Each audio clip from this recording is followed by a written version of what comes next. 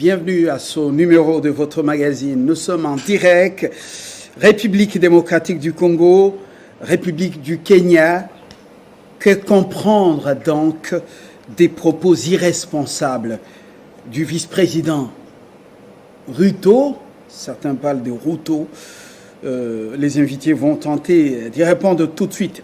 L'autre thématique, c'est cette guerre des ondes. Cette guerre des ondes entre la CENI et le ministère des Finances. Que comprendre justement de ces chiffres? L'autre dit l'argent a été déboursé et le premier dit mais l'argent n'est pas encore arrivé, sauf les frais de fonctionnement. Pourquoi cette guerre qui devait être gérée par les responsables des COM, on les appelle les CHARCOM, ou les conseillers de deux responsables. Mbosso Kabonde, à Kabonde, c'est la dernière thématique. Que se passe-t-il réellement à la lumière des textes? Moucha Galoussa, Dieudonné, société civile, c'est lui le coordonnateur du panel d'experts. Votre créneau, ce sont les élections, mais vous êtes quand même un ancien combattant de l'UDPS au Sud Kivu, très engagé, mais converti à la société, entre guillemets, civile. Non, il faut dire qu'ancien combattant de l'UDPS, c'est trop dire, mais... Un homme qui était très engagé. Oui, oui, nous étions et nous sommes toujours engagés dans la lutte pour la préservation des valeurs. Nous sommes engagés dans la lutte contre les antivaleurs. Et il vous souviendra qu'à un moment donné, Étienne Tshisekedi Wamulumba a fait bouger les pays. Il incarnait vraiment ces valeurs que nous défendions. Et d'ailleurs, généralement, l'opposition est toujours très proche de la société civile. Donc, à l'époque où il avait démonétisé la monnaie, alors qu'il n'était pas en fonction, nous y avons travaillé, je dois le reconnaître. Voilà. Moucha Galoussa, donc, il a quitté un parti qui a aujourd'hui 40 ans. C'est pas mince affaire. Alain PPRD, il s'affirme beaucoup dans ces jours. Alain, vous restez dans la sphère, ça vous honore? Écoutez, merci beaucoup d'abord, M. Fabien, de nous avoir invités dans cette grande émission de la République. Et nous, en tant que kabylistes, nous sommes fiers de l'être. Parce qu'au moins, chez nous, nous avons quand même l'idéologie à défendre.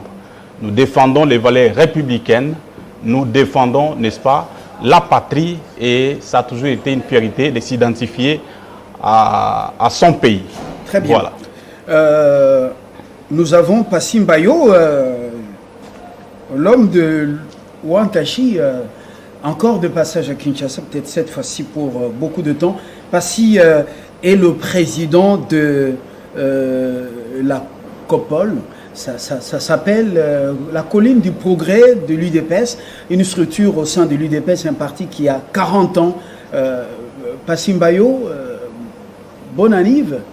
Bien, merci, c'était un plaisir de retrouver Moucha Galoucha. Moucha Galoussa, puisque c'est... Vous massacrez souvent son nom, hein? Moucha Galoussa. Quand vous êtes dans le sud Kivu, il y a le Moussa Galoucha et le Moucha Galoucha. Et donc ça se combine comme ça, comme dans une espèce de noms qui se lient, mais c'est un plaisir de le retrouver. Un ancien combattant. Un ancien combattant de l'UDPS. Tu n'as pas vu comment il a essayé de trouver une explication à propos. Alors, au nom du républicanisme, c'est quand même un plaisir de retrouver mon compatriote du PPRD, avec qui nous allons échanger sur des choses relativement à notre dénominateur commun, qui est la patrie. Très bien.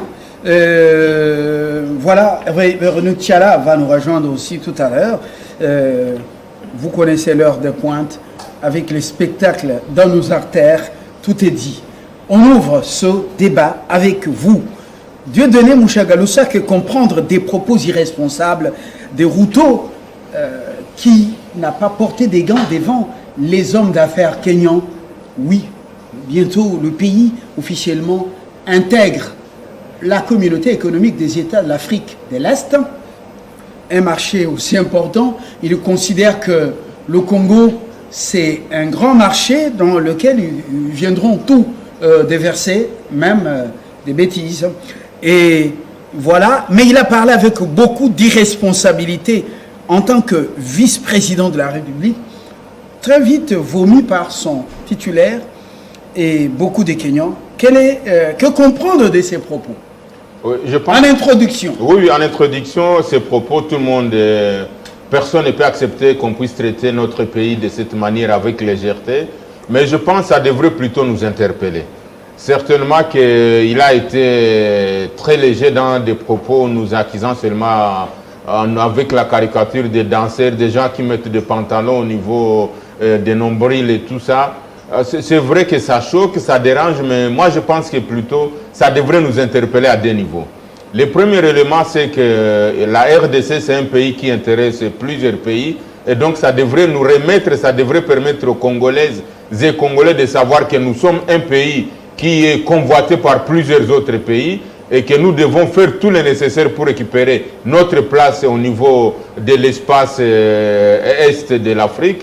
Mais également, ça devrait nous interpeller pour qu'on puisse finalement travailler fort, pour qu'on puisse être en mesure de retourner ce qu'on nous accuse, de pouvoir montrer à la face du monde que ce qu'on nous accuse, nous ne sommes pas ça. Et donc, je pense que c'est plus ce message qu'il faut, que ça nous interpelle. C'est vrai, nous avons réagi à chaud, nous devons condamner ça, mais il faudrait que ça nous interpelle. Alors, que la présidente de la République de la Tanzanie a parlé vraiment en toute responsabilité pour dire tout le monde y va, sans la RDC, on est foutu, ce pays, il a tout. Le Zambien, un homme très bien éduqué, qui connaît aussi la diplomatie, qui a parlé en bien du marché congolais dans le cadre de l'intégration, mais ce vice-président, apparemment, même chez lui, on dit qu'il a rejoint l'opposition. Alain, comment au PPRD vous avez accueilli ces propos irresponsables? Écoutez, je crois que nous avons été vexés par ces propos irresponsables du vice-président de la République du Kenya. Et ça ne nous a pas assez surpris, parce que ce n'est pas la première fois que un messier d'un pays étranger, n'est-ce pas, puisse s'attaquer facilement à la République démocratique du Congo depuis que nous sommes en face de ce régime qui est totalement faible. Écoutez, en dehors de ces propos... La danse, ça date de ce régime, la danse? Non, mais écoutez... N'est pas élever une vache pour extraire, comment on dit l'expression? Du lait? Oui, pour... traire du lait, je ne sais pas. Extraire, oui. Je n'ai pas fait de bonnes études. Pour traire du lait. C'est le verbe traire. Oui. Est-ce que ça date de ce régime faible, entre guillemets? Non, mais écoutez, vous n'allez pas nous dire que les autres pays dont ces messieurs ne s'est pas adressés violemment sont suffisamment développés. La différence, c'est que nous sommes dans un pays où le régime est faible. Ça, il faut le reconnaître. Nous, en tant qu'acteurs politiques, en dehors de nos clivages et politiques, mais on sait, comme Mouzé l'avait dit, qu'il craignait qu'un jour, que la République soit devant un régime faible et que tous les pays voisins, n'est-ce pas, viennent nous envahir ici. On parle de l'intégration de cet espace de l'Afrique de l'Est. On produit quoi? On produit quoi pour aller vendre là-bas? Parce qu'aujourd'hui, un pays où la population est profondément pauvre, mais on continue à assister au détournement systématique des paix que nous avons, des paix qu'on a trouvées au pays. Et depuis que ce régime est là, on ne fait que détourner. Chaque projet, il y a la chanson détournement. Et donc, lorsque les gens sérieux, n'est-ce pas, constate ça. Mais pendant votre régime, l'IGF n'était pas très active pour qu'on sache que, voilà, on sait ce qui se passait. Non, je vous ai dit l'autre fois que l'IGF, c'est en fait un service spécialisé créé par un dictateur, président dictateur, dont l'objectif était de régler des comptes à ses partenaires, anciens partenaires qui étaient des gestionnaires, et pour les effrayer. Et quand nous sommes arrivés, nous, Kabylistes, nous avons humaniser ces services en donnant plus de pouvoir. En 18 ans, laissez-moi le temps. Pas non, les détournements, d'abord, il faut comprendre qu'en matière de contrôle financier, il y a 3 institutions d'État qui sont habilités de pouvoir faire les contrôles, dont le Parlement prend la primauté, qui est l'émanation de la volonté du peuple. Et donc on ne peut pas au fait marginaliser le Parlement pour venir donner plus de pouvoir à l'institution qui est entre les mains d'un politique. Et donc maintenant pour revenir par rapport au propos... Ruto n'a pas parlé de détournement. C'est la question. Parle de la danse, de la distraction et de manque d'initiative d'élevage. On ne produit rien. Et puis vous avez vu Kagame qui a fait aussi une déclaration de guerre contre la RDC. Il a dit qu'il est prêt, n'est-ce pas, à s'attaquer même au sein des pays qui vont jouer avec le Rwanda. Mais silence radio ici. Et vous avez vu même, après cette déclaration de ces messieurs, au niveau de ceux qui dirigent, personne n'a osé dire quoi que ce soit. Et même que les pays de ces messieurs, on a seulement rappelé, n'est-ce pas, les passés historiques entre les deux pays. On n'a pas condamné, n'est-ce pas, les propos. Monsieur Mbayo, ce qui est décevant. Monsieur Mbayo, on termine justement cette introduction avec vous. Comment avez-vous compris les propos de Ruto? D'abord, je salue les propos de mon ami Moussa Galoucha, ancien combattant de l'UDPS, puisque le discours qu'il a tenu, c'est un discours citoyen et républicain. Mais je ne voudrais pas partir par lui puisque nous avons les mêmes idées. Mais je suis au regret d'entendre Nkangi dans un argumentaire labyrinthe où il ne sait pas nous asseoir les éléments. On lui parle de questions républicaines. Lui s'attaque à Félix Tshisekedi tout en étant mal placé. Mais je voudrais commencer par lui. Mais vous dites que le régime de Fachi est faible. Je me pose la question, en vertu de quoi serait-il faible? Mais alors... Attendez, je réponds, c'est une question oratoire. Justement, je complète, vous allez vous allez répondre au même moment. Comment le pays, avec ce régime, en bon terme avec le Kenya, l'accord qui a amené les deux partenaires, Kamere et Tshisekedi, à battre campagne jusqu'à la victoire qui est connue, mais cet accord a été signé à Nairobi. Le président était ici avec son opposant, le président Uhuru Kenyatta. Et ici, il y a beaucoup d'enjeux au niveau des affaires entre la RDC et le Kenya. Comment expliquer cette sortie? Elle est hasardeuse du vice-président? Non, mais je dis que cette sortie, elle est délinquante. Ce petit monsieur-là, lorsque vous êtes dans la constitution kenyane, le poste de vice-président est un poste protocolaire qui n'a aucune responsabilité dans le management d'un pays. Ça, c'est la première des choses. La deuxième des choses, les incidents diplomatiques sont imprévisibles. C'est ici où je salue tous les Congolais qui, d'une manière ou d'une autre, ont essayé de protester contre les propos insultants de ce petit monsieur de William Ruto. Alors, je dis que le ministère des Affaires étrangères a convoqué l'ambassadeur du Kenya. Il a présenté ses excuses.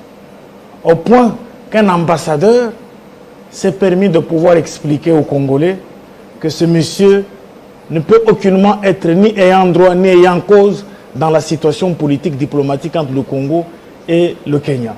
J'ajoute un autre élément que Félix Tshisekedi, en sa qualité de président d'un grand pays, respecté par Uhuru Kenyatta.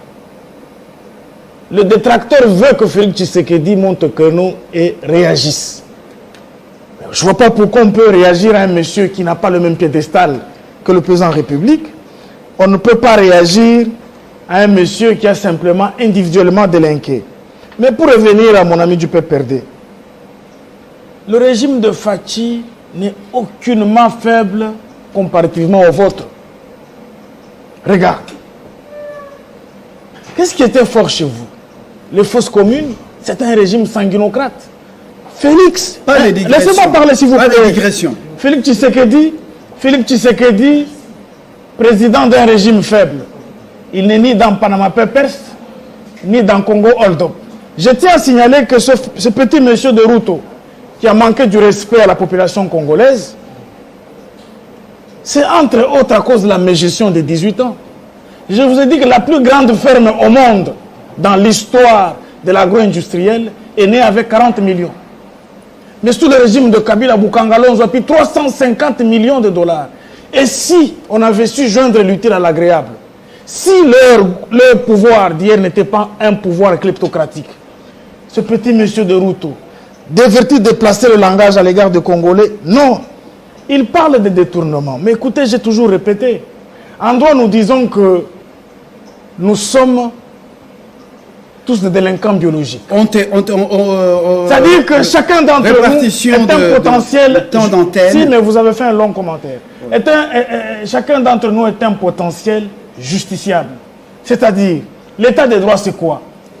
L'état des droits ne signifie pas l'immunité en matière de poursuite, ne signifie pas délinquance zéro. C'est-à-dire, c'est lui qui détourne, eh bien, il répond en justice. Ce qui n'avait pas été le cas hier, c'est sous votre régime que nous au lieu de vous rentrer dedans, est-ce que vous ne pouvez pas être un seul homme, être comme un seul homme, et comme David au camp, parler à ce monsieur qui a mal parlé? Ça, c'est un conseil qu'il faut donner à lui du peuple perdé, pas à moi.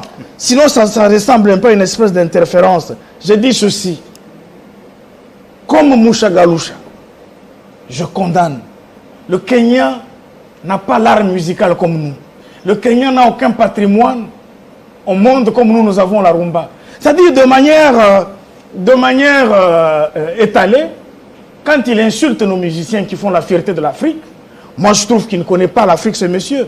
Nous avons des contrats de leasing ici, en dehors de l'exploitation de Kenya Airways. Mais nous avons des contrats de leasing avec Congo Airways. C'est-à-dire que le Kenya nous respecte. Nous avons cette joint venture bancaire, Equity BCDC.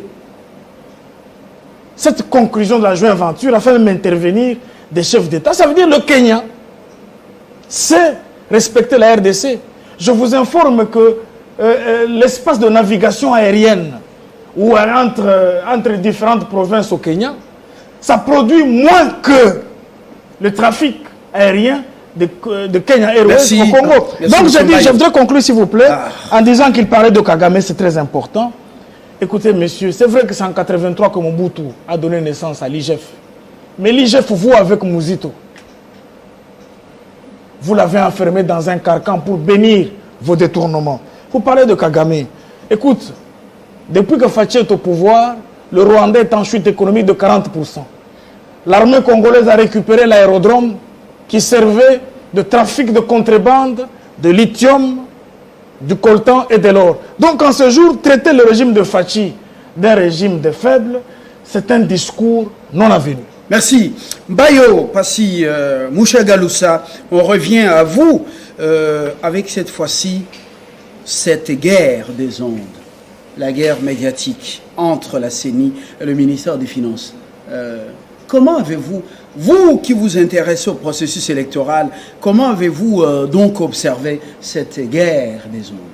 Oui, il faut prendre cette bouillabaisse financière que nous livre le président de la Commission électorale nationale indépendante et le ministre des Finances avec ses ingrédients indigestes sur le plan électoral sous trois aspects.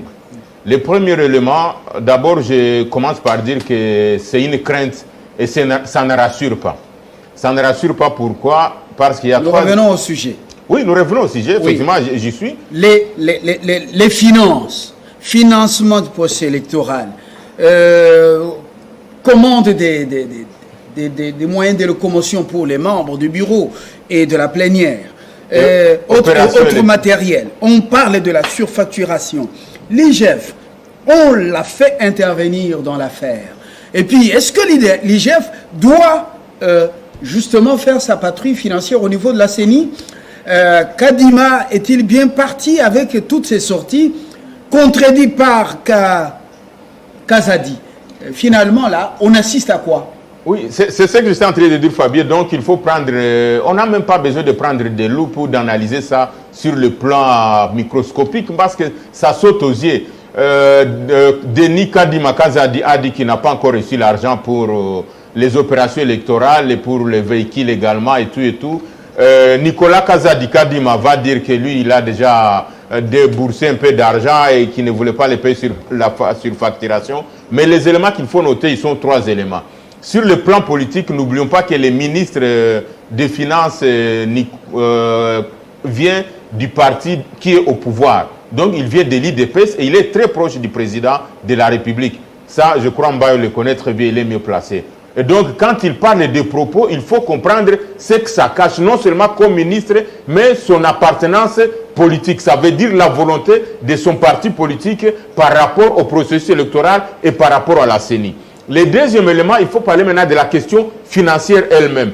Le fait déjà que le ministre des Finances, qui doit mettre à disposition l'argent et les moyens financiers pour les opérations électorales à la CENI, jette déjà un discrédit, fait déjà des suspicions à cette institution, met déjà les animateurs de cette institution en difficulté en termes de commodité, en termes de confiance, en termes de gestion et tout ce que nous avons comme éthique. Donc ça les dénature de ce qu'on peut encore avoir comme confiance vis-à-vis de ces animateurs. Et donc c'est une autoflagellation qu'on trouve le gouvernement de la République via les ministres des Finances qui jette le discrédit sur une institution qui est supposée et qui est indépendante par rapport à l'autonomie financière. Et donc la conséquence sera que tant que ce ministre est là, si jamais on n'harmonise pas, c'est parmi les recommandations que nous avons adressées au président de la République, donc la CENI n'aura jamais l'argent pour organiser les élections avec des opérations électorales. Revenir à vous. Ce qui veut dire, non, laisse-moi terminer un élément, ce qui veut dire concrètement que les élections vont être repoussées parce que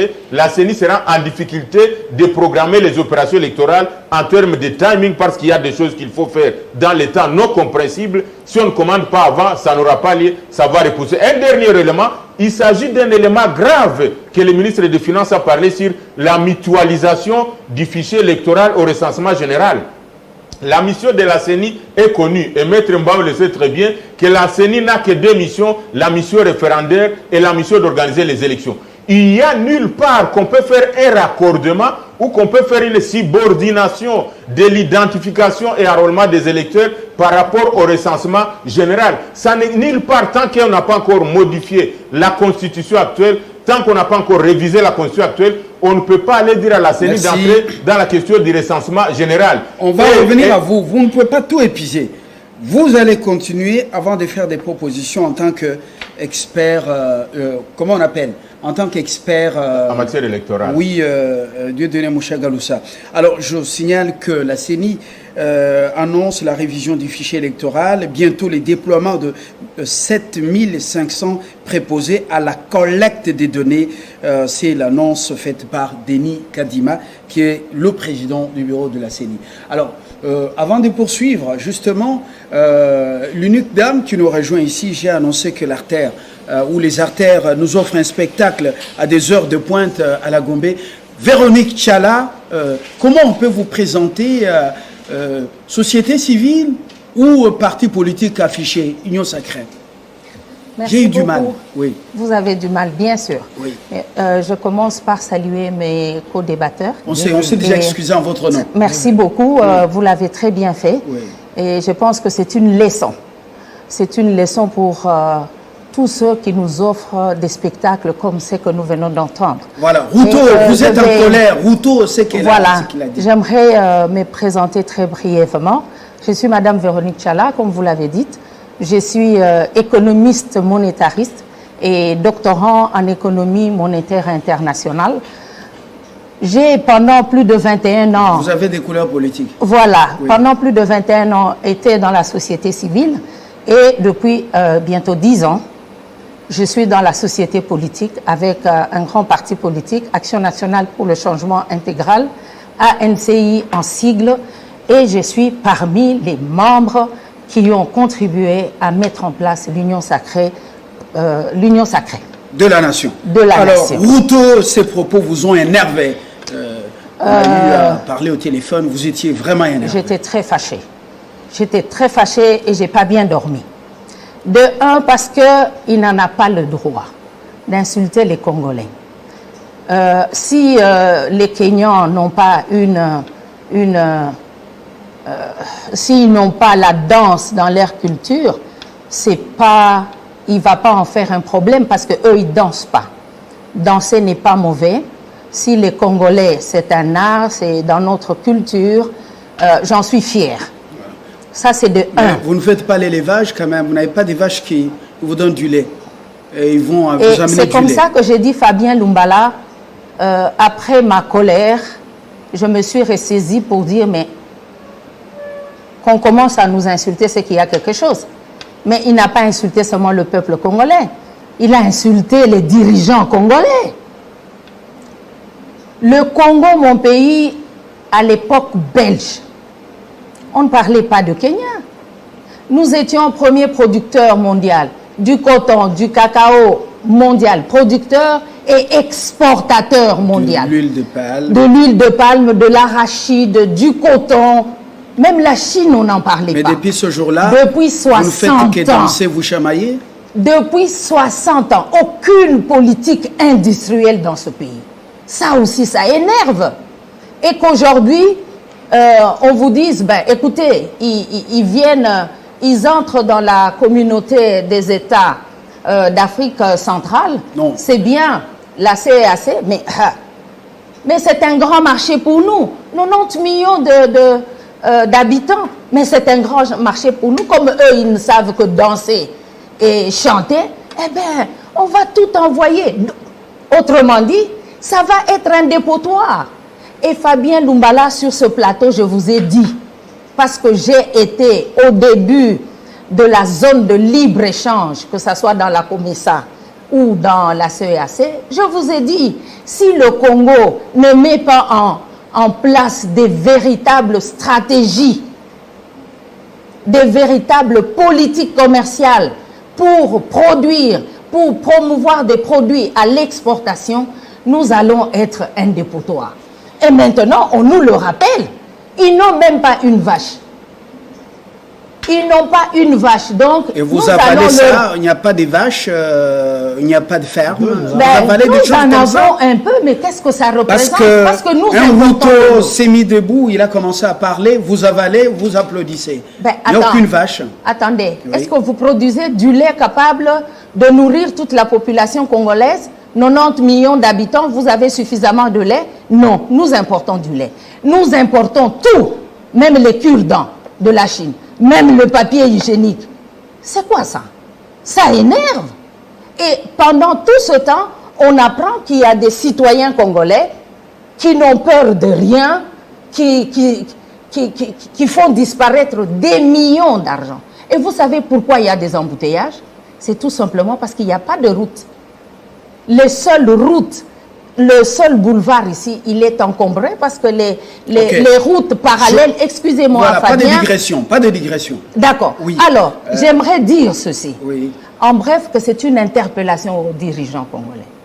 Alors, si je vous rappelle, à l'interne des gens vous interpellent et vous attendez que Ruto vous interpelle dans ses langages devant des opérateurs économiques et kenyans, voilà. Parce qu'on les enrichit. Nous avions une compagnie aérienne que nous avons tuée.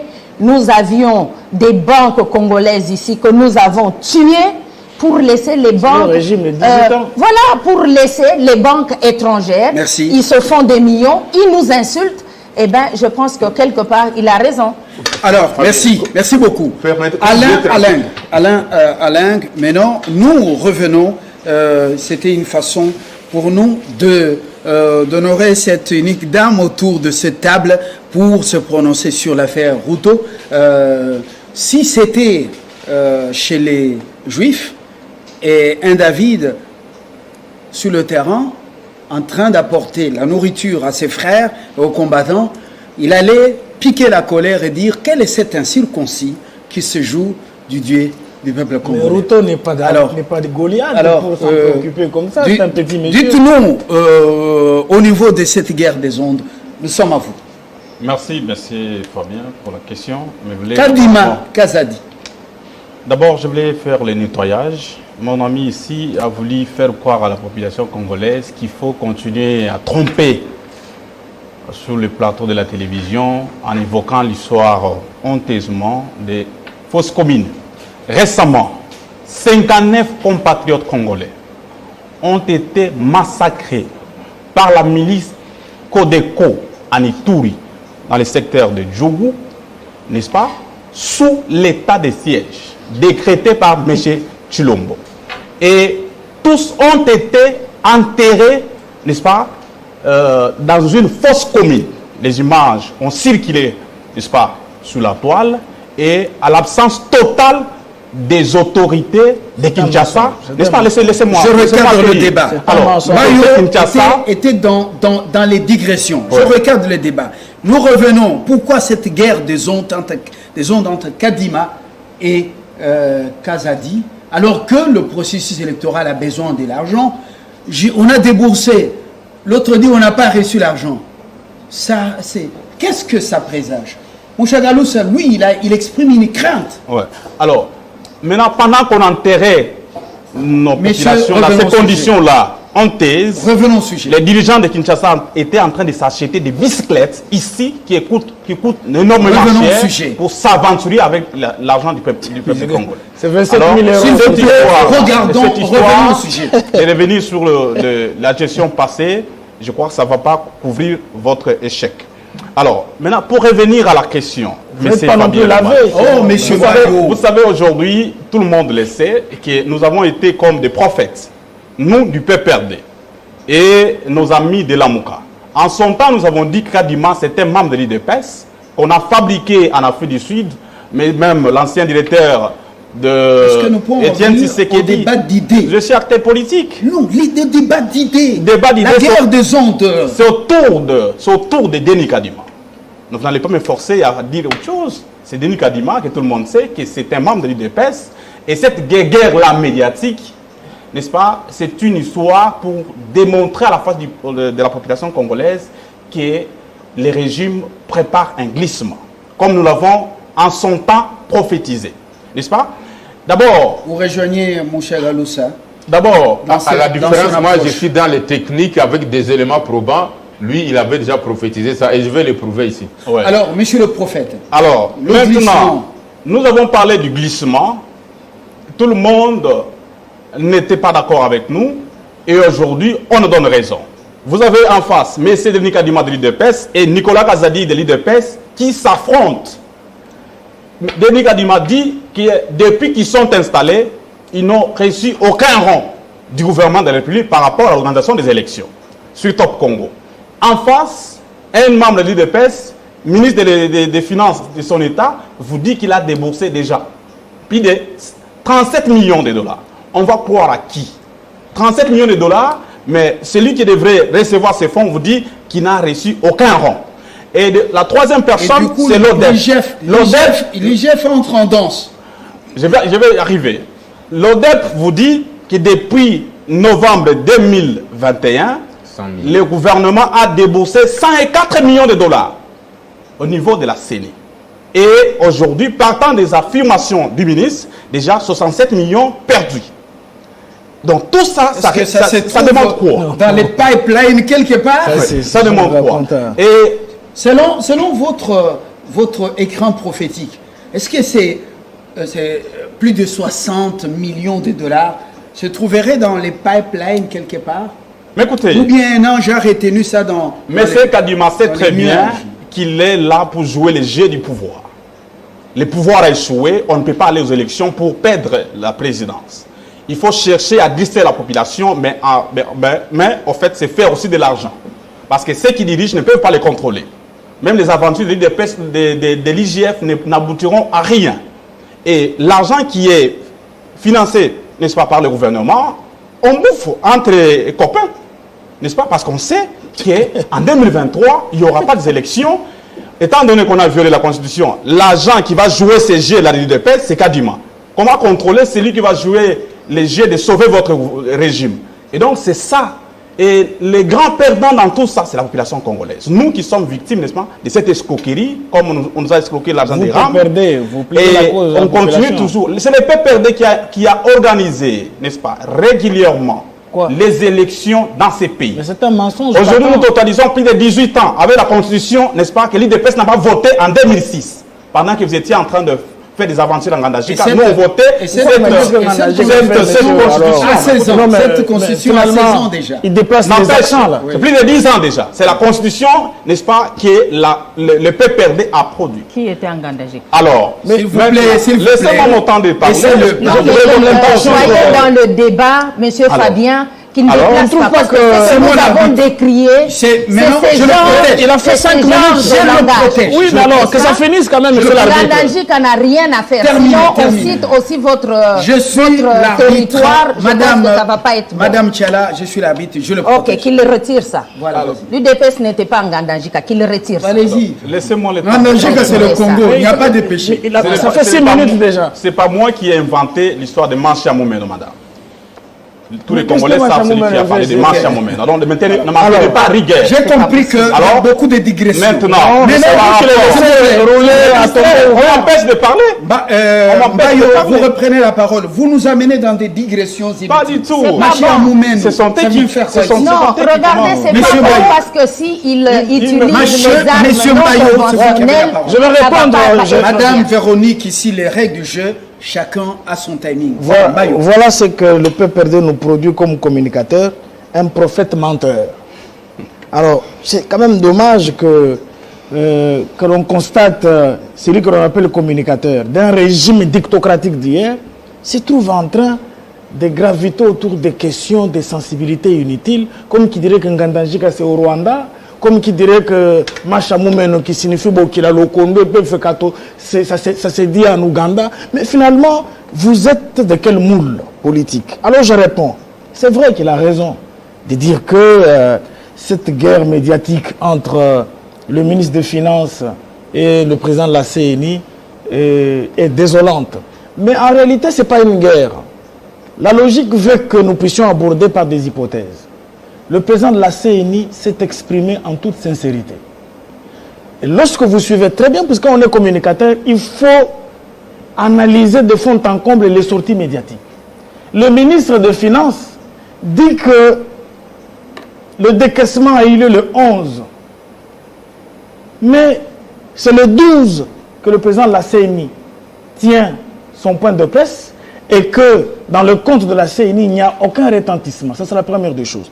La deuxième des choses, Madame Patricia Nseya, qui est rapporteure, a apporté lumière puisque le débat qui a enflammé la toile, c'est de discuter autour des questions de la surfacturation, mot sorti de la bouche du ministre.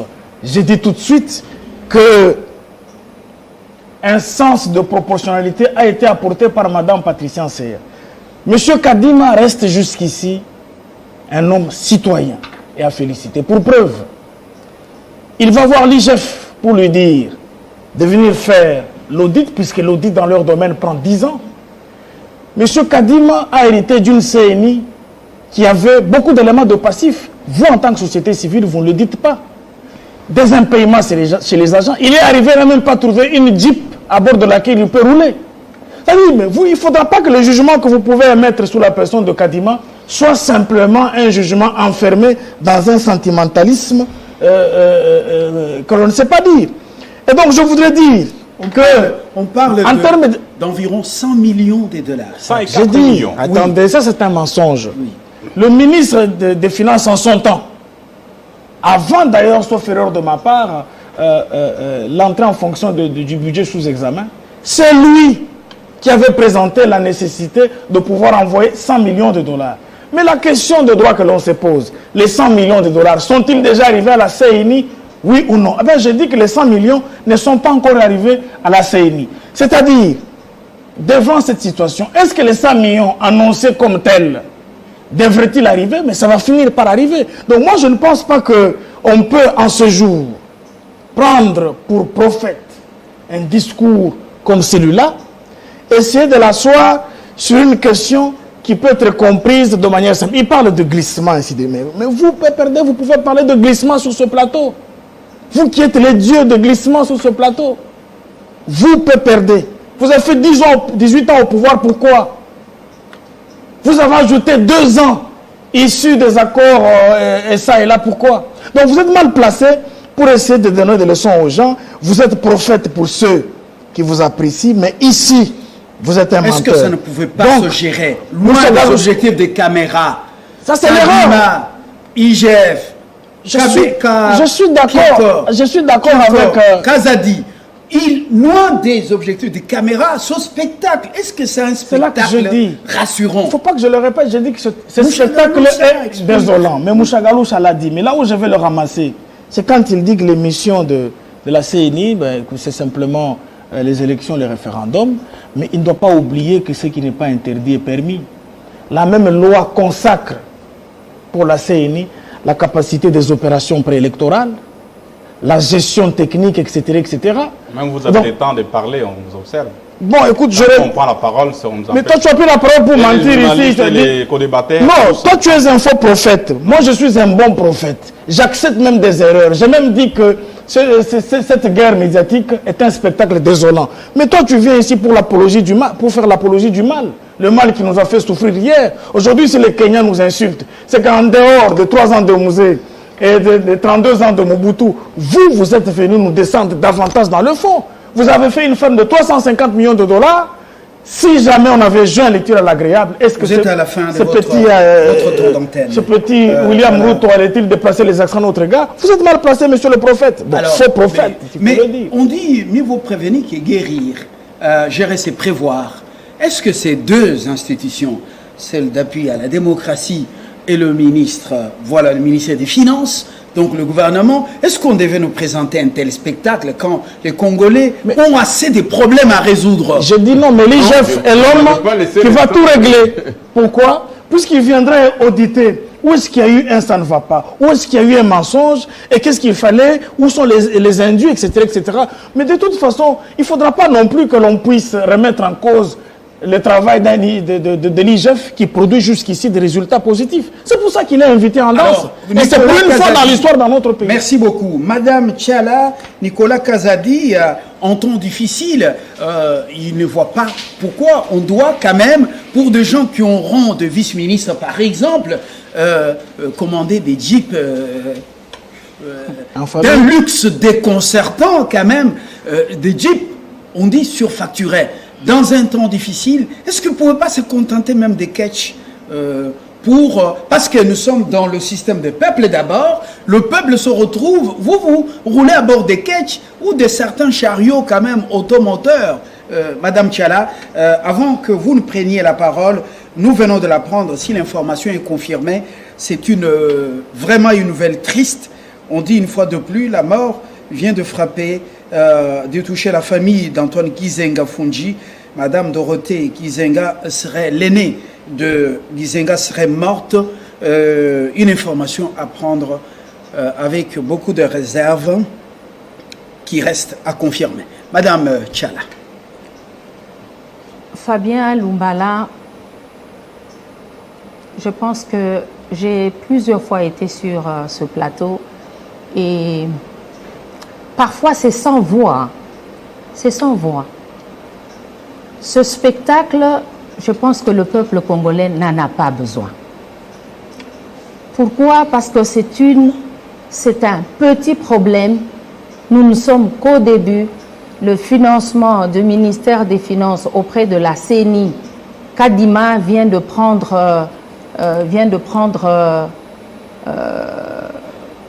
ses fonctions il n'y a pas 2 mois, n'est-ce pas? Et mais c'est déjà plus, hein? C'est déjà plus. D'accord, c'est pour dire c'est très récent.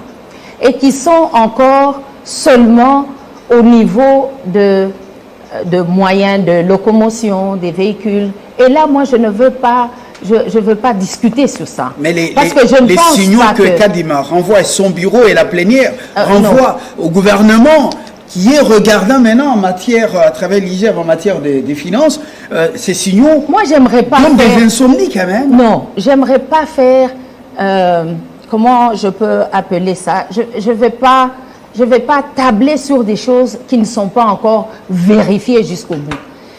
Je vais revenir dessus lorsque l'IGF aura fini son travail et prouver que effectivement Kadima a été pour quelque chose dans ce qui a été dit par le ministre des Finances. Mais à ce jour, je pense que si je peux intervenir, c'est dire que ce débat-là n'avait pas sa place maintenant entre le ministre de Finances et le président de la CENI. Discuter sur une Jeep ou un ketch, je pense qu'il n'y a aucun vice-ministre, aucun, qui a roulé dans un ketch. Et si toute chose étant égale par ailleurs, qu'est-ce que ça coûte une Jeep? Un ketch pour un président de la CENI, c'est pour rouler sur quelle route? N'est-ce pas? C'est quelqu'un qui est appelé à faire le tour de la ville. Je pense que c'est peut-être le moyen le plus confortable pour quelqu'un de son rang. Loin de ce qu'on peut appeler surfacturation. La surfacturation, c'est oui, l'IGF l'argent qui va est débloqué. Effectivement... non, moi, je n'ai pas reçu l'argent. Cette sorte de polémique. Mais c'est tout à fait normal que si un virement a été fait le 11, ce n'est pas le 12 que le compte de la CENI peut être crédité. C'est pas possible. Il faut peut-être attendre 4-5 jours, si pas une semaine. Donc, au moment où M. Kadima, le président Kadima, parlait de n'avoir pas de l'argent sur le compte, c'est tout à fait normal. Et que le président et que le ministre des Finances voulant le recadrer, il devait comprendre que ce n'est pas en moins de 24 heures que le président de la CENI pouvait avoir l'argent. Mais ce qui est beau dans tout ça, c'est la première fois qu'on voit les gens d'un même parti politique faire ce qu'ils sont en train de faire.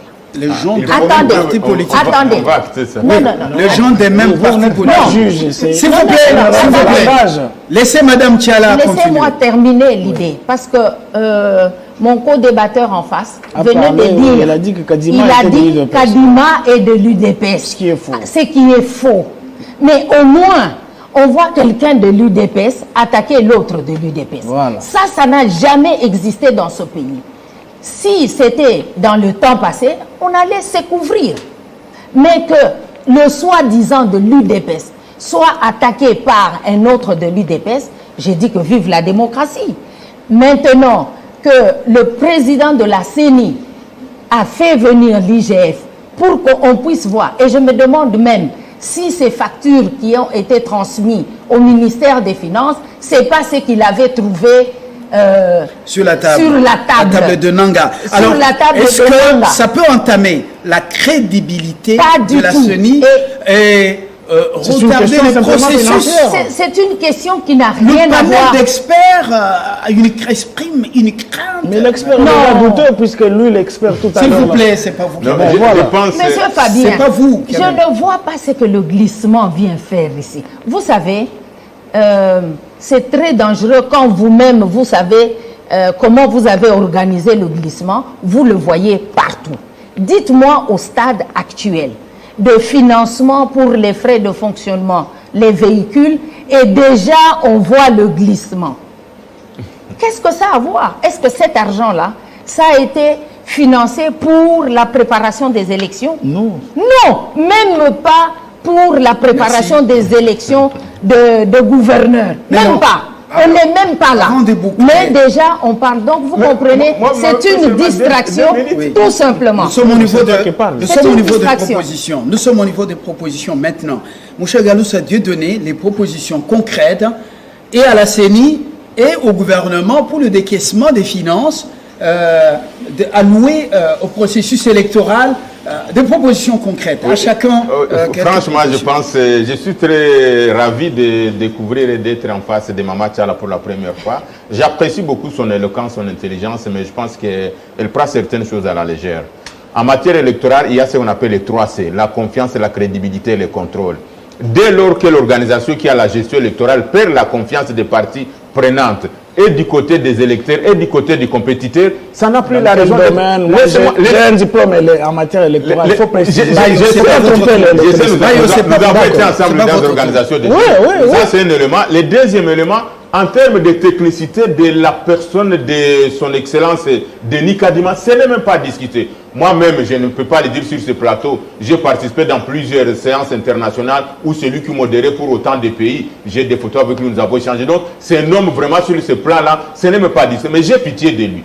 pitié de lui parce qu'il risque d'être victime. On est en train de l'humilier, on est en train de le rendre, comment il faut dire les termes le plus fort, je ne veux pas les dire sur ces plateaux, mais on est en train de le faire souffrir. Denis Kadima pour rien. Il a dit dans les 8 craintes qu'il a présentées par rapport à la feuille de route. Le premier, c'était parmi des éléments où il dispose qu'il n'a pas de moyens financiers pour organiser des élections. Proposition. C'est qui est vrai, je vais y arriver.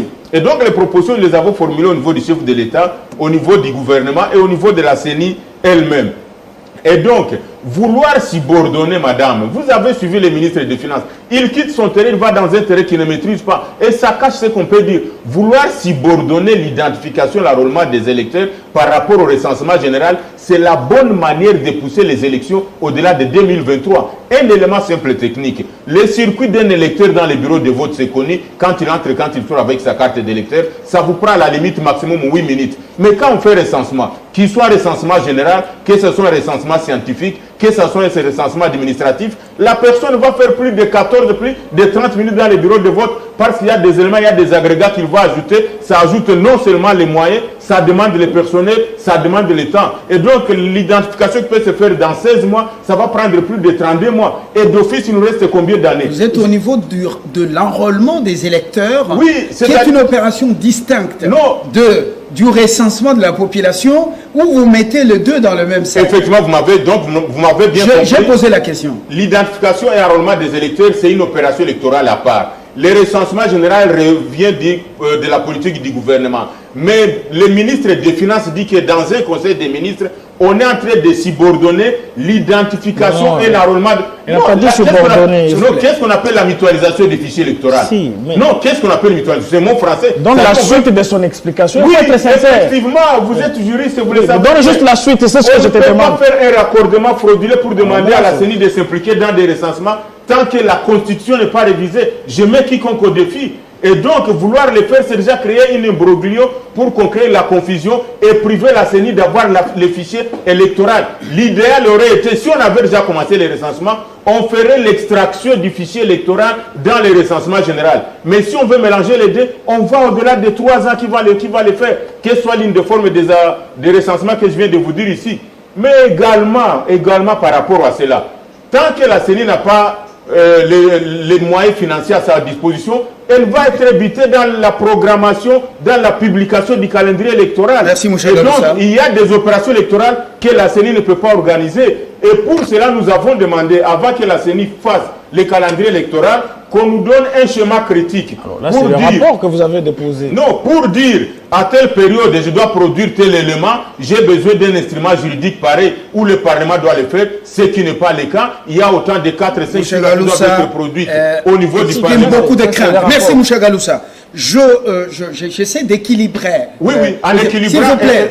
C'est ma dernière prise de parole. S'il vous plaît. Il parle de l'équipe de la CENI sortante. Je vous mets au défi, Fabien. L'équipe de la CENI, Nanga, ils ont organisé les élections avec l'argent propre de ce pays. J'aimerais que c'est un mensonge quand tu dis ça en tant que société. J'aimerais que vous puissiez... Présente-nous le pourcentage. Ils ont dit qu'ils ont dépensé 70% pour la République et 30% venu de la Le défi ici, c'est que la CENI actuelle et les dirigeants actuels, son Excellence Félix Tshisekedi, mettre la barre haut pour organiser les élections avec l'argent de ce pays et dans les délais. Vous ne serez pas en mesure de prouver le contraire. M. Galoussa, merci beaucoup. Alors, nous prenons la réaction. La loi ne dit pas. Monsieur Mbayo. Je peux déjà répondre? Oui, j'ajoute la question. La révision du fichier électoral appelle non seulement le personnel, sa formation, et également la mobilité. Et il faut des machines pour enrôler les nouveaux électeurs en âge de voter. Il faut également élaguer ceux qui sont morts. Il faut justement l'actualisation. Tout ça, ça demande du temps, ça demande les commandes, de l'argent, le déploiement matériel, le moyen de transport. Alors dites-moi, est-ce qu'il n'a pas raison dans ce qu'il exprime comme crainte? Non, écoutez. Et en même temps, vous mettez l'IGF là-bas en train de... Je dis qu'il a un raisonnement hybride. Il y a des choses pour lesquelles il a raison et des choses pour lesquelles il a tort. Qu'est-ce que je veux dire? Non, Denis Kadima, lors de son point de presse, il a expliqué les choses qui sont facilement faisables dans un délai record. Il a aussi expliqué les difficultés qui ne sont pas les difficultés de la CNI, qui sont les difficultés de l'État congolais. Ce qui m'inquiète, c'est de voir lui qui est de la société civile se voulant être église au milieu du village, n'a pas puisé les difficultés réelles que Kadima a présentées. Je te donne un exemple. Moi, je suis partisan de l'Issala. Mais pour aller dans d'autres territoires, en dehors qu'est-ce que j'ai dit, de Bumba, les autres territoires, vous devez passer par le fleuve. Vous comprenez? Et là, vous devez partir former des groupes électrogènes. Il faut... Tout ça, le citoyen Kadima a essayé d'expliquer. Mais puisque les jeux de cette société civile, c'est de pouvoir mélanger les choux et les chèvres, donner l'impression que non, le glissement c'est en train de se préparer. Écoutez, mon cher ami. On est au 4e cycle. Attends. 4e cycle. Laissez-le, faut pas mentir. Le 4e cycle électoral ne se fait pas en France. Il ne se fait pas en Afrique du Sud. Il se fait au Congo, où toi et moi, pendant 18 ans, on a vécu le sous-développement. C'est pour ça que j'étais repris un élément en disant, dire que les élections d'hier de 2018 ont été totalement organisées avec l'argent du pays, c'est un mensonge. Je te dis qu'il est... Non, je te dis qu'il est 30 à 35% des fonds qui nous sont venus des partenaires. Et quand tu fais la somme de 3 cycles électoraux, de 2006, 2011 à 2018, les partenaires étrangers ont 65% des fonds qu'ils ont apportés de la CEI à la CNI. Je voudrais conclure un élément. Toi et moi, nous avons des diplômes en matière électorale. Les 3C dont tu parles interviennent quand? Dans le droit d'élire et de se faire élire. Il ne faut pas que quand vous êtes un homme qui choisit le camp de la sincérité qui est la société civile, vous venez sur un plateau de télévision, vous dites non, les 3C, le fait qu'on a dit sur facturation de Jeep, il n'y a pas de confiance, le fait qu'on fait entrer l'IGF en danse, non mais s'il vous plaît, ça veut dire, vous êtes instigateur, la société civile qui est la vôtre, puisque dans notre pays le pluriel, la vôtre veut jouer au catalyseur par rapport à la situation du pays. Je vous invite, vous, c'est que si jamais le pays brûle, à cause des déséquilibrations de la société civile, ne pense pas que vous serez mis à l'écart. Tout le monde entrera en danse, il faut suivre la nation, etc., etc. Et donc je dis, pour conclure, puisque tout à l'heure, lui, allait récupérer le propos de madame, j'ai dit à mon ami ici, Ngoï Mulunda, qui bat campagne pour Kabila en 2006, se retrouve en 2011 président de la CNI. Vous, Moussa Galoucha, combattant des leaders de presse de l'histoire, lui, au lieu de parler politique, il ouvre la porte à des discours identitaires. Où était-il pour faire chasser Ngoï Mulunda de la CNI pendant que c'est lui qui battait campagne? La fameuse chanson de Chalamouane qui a fait, c'est lui qui l'a interprété en patois de l'autre côté, c'était lui.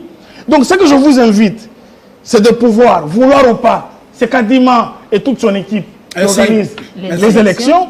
Donc nous avons tout intérêt à nous battre pour que les moyens qu'ils cherchent, qu'on les lui mette à disposition. Les éléments dérangeurs, essayons de les écarter. J'ai pris que le chef de l'État, aussitôt qu'il reçoit vos mémorandums, par la suite, il convoque une réunion avec vous où vous allez traiter à cœur ouvert. Quand je dis cœur ouvert, c'est pour éviter de mentir. Alain, d'entrée de jeu, je voulais... Alain, c'est vous qui... Je voulais dire avant-dernier à conclure. À M. Mbayo, ici, que la République démocratique du Congo n'est pas un bien privé de l'IDPS, et moins encore de M. Chilombo. Oui, mais... Et donc, ayez vos apaisement. Vous avez parlé, j'étais calme. Laissez-le. Moi, je regrette que le faux prophète... Si moi j'étais avocat de Kadima, j'allais faire une plainte contre ce monsieur. Pourquoi? Puisqu'il a tenu des propos. Arrêtez avec ces intimidations. Je connais comment les gens comme toi se comportent devant les juges. Tous les temps, va engager des avocats. Tu vas souffrir de maladie des reins devant les juges. Pourquoi? Quand tu dis d'un président de la CNI qu'il est délit de peste. Et si son avocat vous faisait plainte? Puisqu'il s'agit d'une imputation dommageable. Même Moussa Galoucha de la société civile, il laisse couler des propos aussi schizophréniques comme c'est le cas. Je voulais dire à M. Mbayo, qui est agité... Est-ce qu'on peut parler du sujet? Que ce pays n'appartient pas à l'IDPS pour dire que non, vouloir ou pas, c'est l'équipe qui va organiser les élections. Je vous mets à défi. Quels sont les problèmes? La loi leur a donné le droit d'organiser. Monsieur Mbayo, c'est moi qui... Ça va. Dirige le débat. Monsieur... Laissez-le faire dans le labyrinthe. Monsieur Nkambi, est-ce que vous avez des propositions comme opposition à faire pour la bonne marche, pour le déroulement apaisé de ce processus électoral?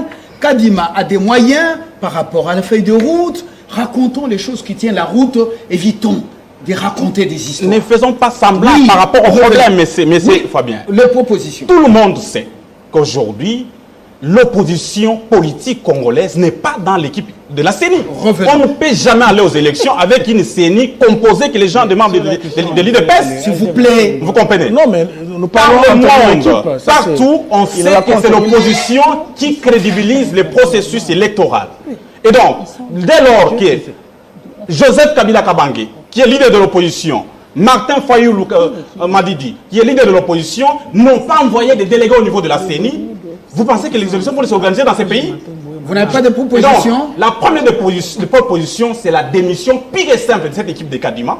Et deuxièmement, la démission pire et simple des membres du gouvernement, n'est-ce pas? Parce qu'ils ont échoué tous. Manara et puis Ajé Matembo. Matembo. Ils ont été officiellement radiés au PPRD. C'est votre camp. Ils ont été chassés de la Mouka. Je parle ici les candidats qu'on a débauchés, qui est le député au niveau de la Tchangou, les candidats de Fayoulou, chassés. Et donc, on ne peut pas parler aujourd'hui d'une CENI qui dénigre tout le monde. Et récemment, pour citer, récemment, Martin Fayoulou a adressé une lettre. La démission, la démission. Il cherche le dialogue. Il cherche le dialogue. Madame Tchala. C'est ça le problème. Non, il cherche le Madame dialogue. Tchala, votre conclusion. C'est ça le grand problème. S'il vous plaît, aujourd'hui- s'il vous plaît. Non, mais c'est Votre ça, conclusion. Laissez-moi quand même. Votre conclusion. Monsieur Fabien, Oui. la proposition, Votre conclusion. Ma Les conclusion. propositions, voilà. j'aimerais demander au ministre des Finances. Je pense que tous les Congolais ont suivi avec attention la sortie médiatique du président de la CENI. Et tout ce qu'il a dit, moi, j'ai apprécié à sa juste valeur. Et on a senti qu'on avait affaire à un expert et à un technicien Nicolas des Kazadi a élections. menti au La peuple congolais. crédibilité, Il Kazadi a reste menti, crédible. il a menti Moi, au peuple je ne congolais. dis pas, que Kadima a raison ou que le ministre des Finances a tort. Je venais de dire. Positive. Il faut la protéger. Je venais Bayo. de Je dire. la protège. Merci beaucoup. C'est mais moi qui dois je la venais- protéger. Je venais de dire. L'arbitre est embrouillé par les faux prophètes. Non, non. Monsieur Dans la chaîne, Fabien, vous m'avez dit. Monsieur Fabien, Mais je c'est venais de présenté, dire qu'entre le 11 et le 12, le président de la CENI ne pouvait pas attester qu'il avait de l'argent dans son compte. Ça, c'est connu de tout le monde. Et que Pendant que ce l'argent était débat-là, versé, monsieur, madame. s'il Ça, vous ce sont plaît. des mensonges. L'argent Monsieur- est versé dans le compte de la CENI depuis Masculinité positive. Avec Masculinité les femmes. positive. Messieurs, C'est ça. est-ce que l'argent qui était Vous n'avez pas versé- le monopole de est-ce commencer à que- tromper la population. Vous êtes un Est-ce macho. Vous êtes un macho. C'est une femme qui parle. Non, mais écoutez. Elle est la seule sur ce Alors, plateau. Merci, merci beaucoup. Vous avez vu le réalisateur. Madame Tchala, merci beaucoup. Le réalisateur, nous sommes au-delà. Nous sommes au-delà. Merci, M. Galoussa. Merci, Alain Aling. Madame Tchala, merci. Et M. Mbayo, merci. Merci à vous, chers téléspectateurs. Nous continuons ce débat dans les couloirs. À très bientôt.